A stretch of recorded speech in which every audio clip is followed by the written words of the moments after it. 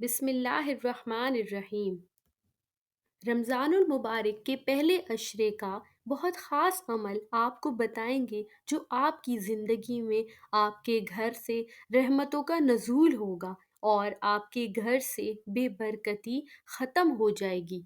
अगर आपकी ज़िंदगी में किसी किस्म की रुकावट है, चाहे वो कारोबार के हो, चाहे वो रिज़्क की हो, वो हर किस्म की रुकावट ख़त्म हो जाएगी और आपके घर से लड़ाई झगड़े ख़त्म हो जाएंगे। हर किस्म की नहूसत से अल्लाह ताला आपको निजात देगा इंशाअल्लाह। क्योंकि रमज़ान का पहला अशरा अशरा रहमत है, तो इस अशरे में रहमतों का नज़ूल होता है और इस रहमत में आप जो भी इबादत करते हैं उसकी फ़जीलत 70 गुना बढ़ा दी जाती है। जो नेकी करते हैं वो 70 गुना बढ़ जाती है, जो अच्छाई करते हैं वो भी 70 गुना बढ़ जाती है। और अगर आप इस अमल को रोज़ाना करते हैं तो आपके रिज़्क में बरकत होगी, अल्लाह ताला आपके रिज़्क में बरकत अता फरमाएगा। अल्लाह ताला ने खुद कुरान पाक में फरमाया, बेशक मुश्किल के साथ आसानी है। एक और जगह अल्लाह ताला ने फरमाया, और तुम्हारे रब ने फरमाया, तुम मुझे पुकारो, मैं तुम्हारी दुआ कबूल करूँगा। जब वास्ते और रास्ते अल्लाह से जुड़ जाएं तो दिल टूटा नहीं करते। पूरी कायनात में कोई किसी का इतना इंतज़ार नहीं करता जितना अल्लाह अपने बंदे की तौबा का इंतज़ार करता है।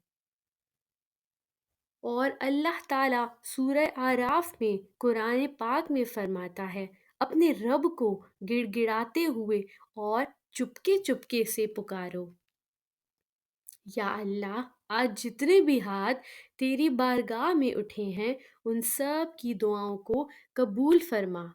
इस अमल को आपने 10 दिन करना है, यानी रमज़ान के पहले अशरे में किसी भी वक्त कर लें।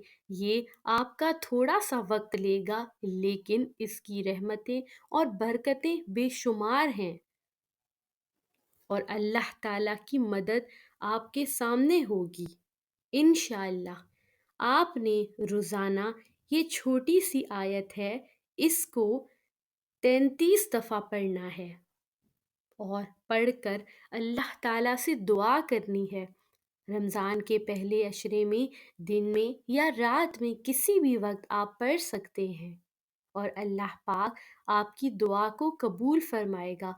आपके घर से हर किस्म की नहूसत, हर किस्म की लड़ाई झगड़े को दूर फरमाएगा और आपकी रिज़्क में, आपके कारोबार में, आपके घर में, आपकी ज़िंदगी में बरकत अता फरमाएगा इंशाअल्लाह।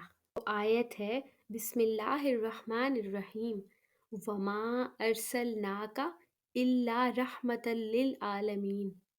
इस आयत को आपने 33 दफ़ा दिन या रात किसी भी वक्त एक जगह पर बैठकर पढ़ लेना है और अल्लाह पर कामिल यकीन और तवक्कल होना चाहिए।